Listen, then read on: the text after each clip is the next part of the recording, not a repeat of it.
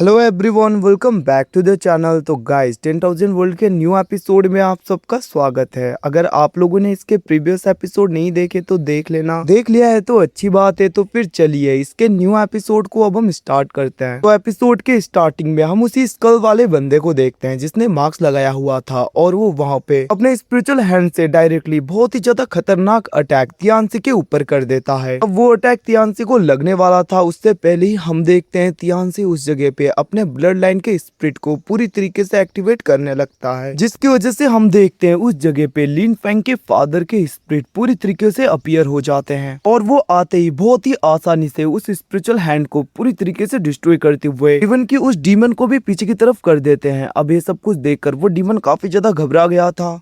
और वो कहने लगता है आखिरकार ऐसा क्या से हो गया। इस बच्चे का ब्लड लाइन स्पिरिट इतना ज्यादा पावरफुल, क्या ये किसी पावरफुल क्लैन से बिलोंग करता है? ये सब कुछ कहते हुए हम देखते हैं वो थोड़ा बहुत घबरा गया था। वहीं पे दूसरी तरफ हम लिन फेंग के फादर के ब्लड स्पिरिट को देखते हैं, मतलब कि ब्लड लाइन स्पिरिट को, जहाँ पे लिन फेंग के फादर कहने लगते हैं आखिरकार तुम डीमंस की इतनी ज्यादा हिम्मत, तुम लोग मेरे डिसेंडेंट को बुली करो। इतना कहते हुए हम देखते हैं लिन फेंग के फादर काफी ज्यादा स्पिरिचुअल सोर्ड को उस जगह पे समन करते हुए डायरेक्टली अटैक कर देते हैं, जिसे देखकर दूसरी तरफ वो मार्क्स वाला डीमन काफी ज्यादा डर गया था और हम देखते हैं वो अपने आगे काफी ज्यादा बैरियर्स बनाने लगता है, बट वो सारे सोर्ड उसके बैरियर्स को चीरते हुए आगे बढ़ रहे थे, जिसे देखकर वो डीमन काफी ज्यादा डर गया था और वो उस जगह से भागने लगता है। इवन कि वो अपने साथियों को भी कहने लगा था जल्दी से तुम लोग भी यहाँ से निकलो, क्योंकि इसका ब्लड लाइन स्पिरिट काफी ज्यादा पावरफुल है। मैंने सोचा नहीं था कि इसका blood line spirit immortal emperor realm के 4th ट्राइबुलेशन जितना पावरफुल होगा। ये सब कुछ कहते हुए वो लोग भाग रहे थे, बट हम देखते वहाँ पे लिन फेंग के फादर काफी ज्यादा जंजीरों का यूज करते हुए, मतलब कि अपने एनर्जी का यूज करके उनमें से एक डीमन को पकड़ लेते हैं और वो उसके ऊपर अटैक करने लगे थे, जिसको देखकर हम देखते हैं वो डीमन कहने लगा था एंसेस्टर मेरी हेल्प करो। अब ये सब कुछ सुन के दूसरी तरफ वो मार्क्स वाला डीमन अपने पपेट को बाहर की तरफ निकालता है ताकि वो उस पपेट की हेल्प से इन अटैक को रोक पाए। बट हम देखते हैं लिन फेंग के फादर का अटैक काफी ज्यादा पावरफुल था, जिसकी वजह से वो पपेट भी इन अटैक को झेल नहीं पाता और वो पूरी तरीके से डिस्ट्रॉय हो जाता है। इवन कि वहाँ पे वो डीमन भी पूरी तरीके से खत्म हो गया था। अब ये सब कुछ देखकर दूसरी तरफ वो स्कल वाला डीमन कहने लगता है आखिरकार तुम्हारी इतनी ज्यादा हिम्मत, तुमने मेरे डिसेंडेंट को कैसे डिस्ट्रॉय कर दिया? मैं तुम्हें छोड़ूंगा नहीं, तुम्हारे इस ट्रू स्पिरिट को मैं पूरी तरीके से डिस्ट्रॉय कर दूंगा। इतना कहते हुए हम देखते हैं वो बहुत ही ज्यादा गुस्से में अपने 4 पपेट्स को बाहर निकालता है, जो कि इमोर्टल एम्पर रिलम के 5th ट्राइबुलेशन पे थे, जिन्हें निकालते हुए वो डीमन कहने लगा था अब मैं तुम्हारे इस डिसेंडेंट को भी पूरी तरीके से डिस्ट्रॉय करूंगा। इतना कहते हुए हम देखते हैं वो डीमन उन सारे पपेट्स का यूज करते हुए डायरेक्टली लिन फेंग के फादर के ऊपर अटैक करने के लिए तैयार हो गया था,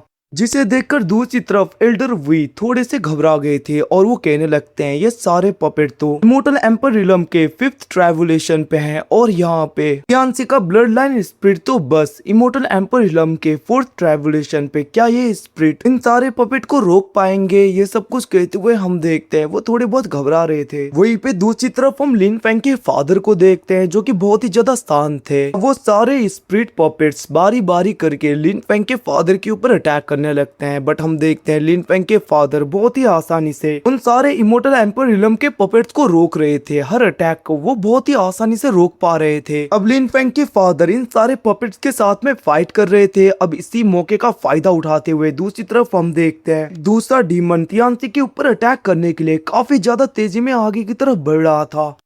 जिसे देखकर लिन फेंग के फादर जाने की कोशिशें करते हैं, बट हम देखते हैं वो सारे पपेट फिर से उनके ऊपर अटैक करने लगे थे। अब ये सब कुछ देखकर लिन फेंग के फादर उन पपेट्स के साथ में ही फाइट करने लगते हैं, बट वहीं पे दूसरी तरफ वो डीमन जैसे तियानसी के ऊपर अटैक कर देता है। एल्डर वी आगे बढ़ते हुए अपने आर्टिफैक्ट का यूज करके काफी ज्यादा पावरफुल अटैक करके उस डीमन के अटैक को डिस्ट्रॉय कर देते हैं। और वहीं पे दूसरी तरफ हम लिन फेंग के फादर को भी देखते हैं जो अपने फ्यूनिक्स फ्लेम का यूज करते हुए बहुत ही आसानी से 5th ट्राइबुलेशन के उन सारे इमोर्टल एम्पर रिलम के पपेट्स को डिस्ट्रॉय कर देते हैं, जिसे देखकर दूसरी तरफ वो हेड वाला डीमन काफी ज्यादा गुस्सा हो गया था और वो तियानसी के ऊपर अटैक करने के लिए बढ़ने लगता है, जिसे अपनी तरफ आता हुआ देखकर तियानसी अपने ब्लड लाइन स्पिरिट की एनर्जी को बढ़ाने लगा था। और हम देखते हैं लिन फेंग के फादर फ्यूनिक्स स्पिरिट का यूज करते हुए बहुत ही आसानी से उन दोनों डीमन को काफी ज्यादा इंजोर करते हुए पीछे कर देते हैं। इवन कि वो हेड वाला डीमन तो काफी ज्यादा इंजोर हो गया था। अब ये सब कुछ देखकर वो स्कल वाला डीमन कहने लगता है मानना पड़ेगा तुम काफी ज्यादा स्ट्रांग हो, बट एट द एंड तुम्हें भी डिस्ट्रॉय होना ही पड़ेगा क्योंकि तुम भी एक ब्लड लाइन स्पिरिट हो। अगर तुम्हारी रियल फॉर्म इस जगह पे होती तो बात ही कुछ और होता, बट क्या करे, तुम बस एक स्पिरिट हो और मुझे नहीं लगता कि तुम्हारा ये डिसेंडेंट तुम्हें ज्यादा टाइम तक होल्ड भी कर पाएगा। ये सब कुछ कहते हुए हम देखते हैं वो डीमन वहाँ पे अपने किसी डीमनिक कोडोन को बाहर निकाल रहा था जिसके अंदर काफी ज्यादा डेमोनिक एनर्जी था, और हम देखते हैं वो उस कोडोन का यूज करते हुए लिन फेंग के फादर के स्पिरिट को पूरी तरीके से सप्रेस करने के लिए तियानसी के ऊपर अटैक कर देता है। अब हम देखते हैं वो कोडोन डायरेक्टली तियानसी के ऊपर चला गया था और उसके ऊपर काफी ज्यादा प्रेशर बनाने लगता है ताकि वो अपने ब्लड लाइन स्पिरिट को ज्यादा टाइम तक हैंडल ना कर पाए। अब ये सब कुछ देखकर वहाँ पे लिन फेंग के फादर काफी ज्यादा गुस्सा हो गए थे और हम देखते हैं वो स्पिरिट फॉर्म से अपने रियल बॉडी के फॉर्म में कन्वर्ट होने लगे थे। तो गाइज मैं यहाँ पे बता दूं, ज्यादा कंफ्यूज मत होना, भले ही लिन फेंग के फादर स्पिरिट फॉर्म से अपने रियल बॉडी जैसे दिखते हो बट फिर भी ये एक बस ब्लड लाइन स्पिरिट ही है। अब हम देखते हैं लिन फेंग के फादर एकदम से तियानसी के पास में चले गए थे और वो अपने एनर्जी का यूज करते हुए बहुत ही आसानी से उस कोडोन के सप्रेशन को नलिफाई करने लगता है। इवन की हम देखते हैं वो उस जगह पे तियानसी के सोड को अपने हाथ में ले लेते हैं और उसके अंदर अपनी एनर्जी को डालने लगे थे, जिसको देखकर वो स्पिरिट कहने लगती है, सच में मास्टर आपके ग्रैंडपा की स्पिरिट एनर्जी तो काफी ज्यादा खतरनाक है, मैं काफी ज्यादा लॉ के एनर्जी को महसूस कर पा रही हूँ। ये सब कुछ कहते हुए वो सोड स्पिरिट काफी ज्यादा खुश हो रही थी और दूसरी तरफ लिन फेंग के फादर उसको पकड़ते हुए अटैक करने के लिए पूरी तरीके से तैयार हो जाते हैं और हम देखते हैं वो उस सोड का यूज करते हुए डायरेक्टली उस कोडून के ऊपर अटैक कर देते हैं, जिसकी वजह से उस कोडून में काफी ज्यादा क्रैक्स बनने लगे थे। अब ये सब कुछ देखकर दूसरी तरफ वो स्कल वाला डीमन काफी ज्यादा शॉक हो गया था और वो कहने लगता है ये ब्लड लाइन स्पिरिट बस इमोर्टल एम्पर रिलम के 4th रेवोल्यूशन पे है और इसके हाथ में जो ये स्पिरिट सोड है ये काफी ज्यादा पावरफुल लग रहा है। इवन की ये सोड तो 8 ग्रेड का एम्पर रिलम का सोड है। आखिरकार हेवनली दाओ इसके ऊपर सप्रेशन क्यों नहीं बना रहा, ये सब कुछ कहते हुए हम देखते हैं वो डीमन थोड़ा बहुत शॉक हो गया था, जिसको देखकर उसका साथी कहने लगता है तो फिर हम क्या करें अब, जिसके रिप्लाई में हम देखते हैं दूसरी तरफ वो मार्क्स वाला डीमन कहने लगा था, तुम चिंता मत करो, भले ही इसके पास में एम्पर रिलम का वेपन है बट इसका मतलब ये नहीं कि मेरे पास में भी नहीं, मेरे पास में भी एक एम्पर रिलम का वेपन है। ताकि तुम्हें हम देखते हैं वो उस जगह पे किसी आर्टिफैक्ट को बाहर की तरफ निकाल रहा था और वो कहने लगता है ये हमारे क्लैन का काफी ज्यादा पावरफुल टॉप टायर का एम्पर रिलम का एक वेपन है।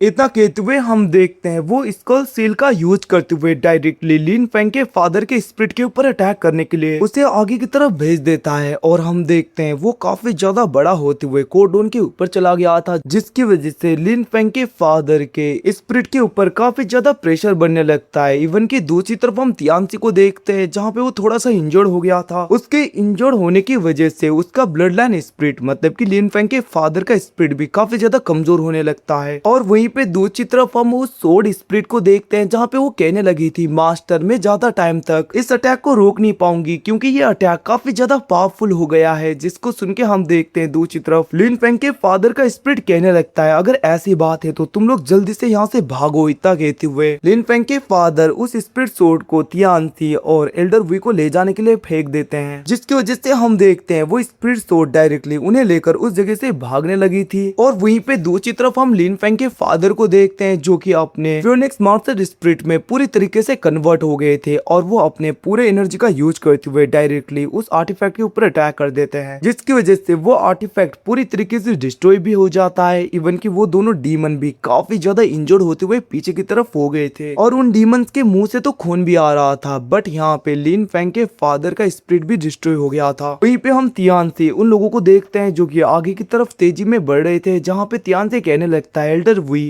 आप मेरे डिवाइन ब्रेसलेट के अंदर आ जाइए, मैं भी अंदर चलता हूँ ताकि हमारी स्पीड और भी ज्यादा बढ़ जाए। इतना कहते हुए हम देखते हैं तियानसी सबको उसके अंदर रखते हुए काफी ज्यादा तेजी में आगे की तरफ जा रहा था। बट वहीं पे दूसरी तरफ हम उन दोनों डीमंस को देखते हैं जो कि काफी ज्यादा तेजी में तियानसी के पीछे आने लगते हैं और वो मार्क्स वाला डीमन कहने लगता है, मैं भी देखता हूँ तुम कितनी जल्दी यहाँ से निकल पाओगे। इतना कहते हुए वो डीमन काफी ज्यादा तेजी में आगे की तरफ बढ़ने लगता है। वहीं पे तियानसी भी काफी ज्यादा कमजोर हो गया था क्योंकि उसने अपने ब्लड लाइन एनर्जी का काफी ज्यादा यूज जो कर लिया था। अब वो लोग बहुत ही ज्यादा तेजी में आगे की तरफ जा रहे थे, बट हम उस मार्क्स वाले डीमन को देखते हैं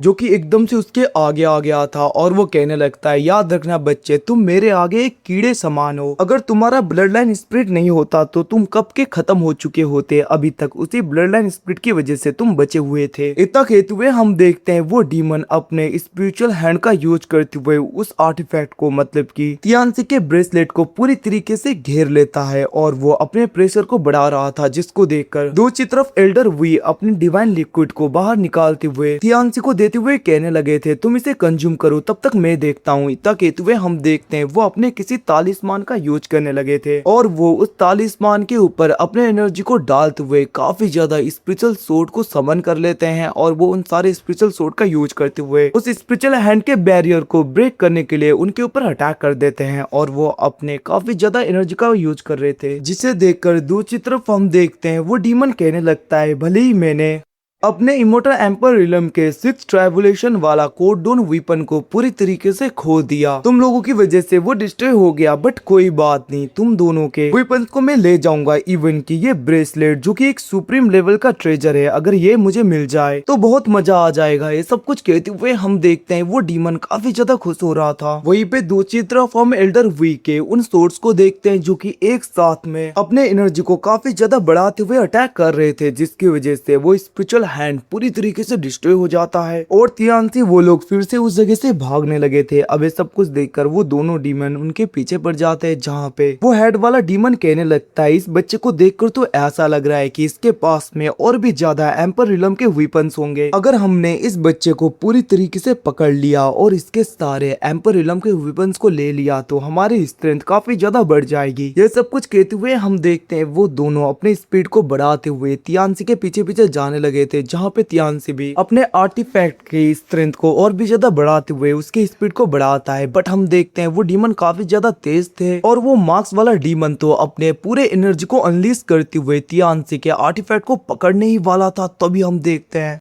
उसके ऊपर कोई अपने आर्टिफैक्ट से अटैक कर देता है, जिसकी वजह से वो डीमन काफी ज्यादा इंजर्ड होते हुए पीछे की तरफ हो गया था और वो कहने लगता है, आखिरकार किसकी हिम्मत हुई मेरे ऊपर अटैक करने के लिए। वहीं पे दूसरी तरफ हम एक लेडी को देखते हैं। तो गाइज आप सबको पता होगा ये लेडी और कोई नहीं काओ यून है। अब हम देखते हैं वहाँ पे कायून आ गई थी, जिसको देखकर दूसरी तरफ तियानसी का स्पिरिचुअल सोर्ड तो कहने लगती है, मास्टर ऐसा लग रहा है कि कोई पावरफुल इंसान इस जगह पे आ गया हमें बचाने के लिए। इसका मतलब अब हम पूरी तरीके से प्रोटेक्टेड है। इतना कहते हुए हम देखते हैं वो स्पेशल सोर्ड काफी ज्यादा खुश हो रही थी, जिसे सुन के हम देखते हैं दूसरी तरफ वहाँ पे तियानसी कहने लगता है, ये तो सीनियर सिस्टर कायून है। अब ये सब कुछ कहते हुए तियानसी काफी ज्यादा खुश हो रहा था और वहीं पे हम स्पिरिचुअल सोर्ड के स्पिरिट को देखते हैं जो कहने लगती है, ब्रेसलेट तुम मेरे पास में आओ। इतना कहते हुए वो लोग वहाँ पे कायून की तरफ जाने लगे थे, जहाँ पे हम तियानसी के ब्रेसलेट के स्पिरिट को देखते हैं जो कहने लगता है ठीक है। और हम देखते हैं वो दोनों वहाँ पे धीरे धीरे कायून के पास में चले गए थे, जहाँ पे ब्रेसलेट के अंदर से एल्डर वी और तियानसी बाहर निकल जाते हैं, जहाँ पे तियानसी कहने लगता है, सीनियर सिस्टर कायून आपका बहुत बहुत शुक्रिया। जिसे सुन के हम देखते हैं कायून कहने लगती है, मुझे शुक्रिया कहने की जरूरत नहीं, वैसे तुम ऐसे खतरनाक जगह पे क्या कर रहे हो और ये सारे डीमंस तुम्हारे पीछे क्यों पड़े हैं। जिसको सुन के हम देखते हैं वहाँ पे तियानसी कहने लगता है, हम तो बस स्पेस ट्रैवलेशन से इस जगह पे निकल रहे थे, बट ये सारे लोग अचानक आ गए क्योंकि ये लोग मेरे एम्पर रिलम के वेपन्स को चाहते हैं।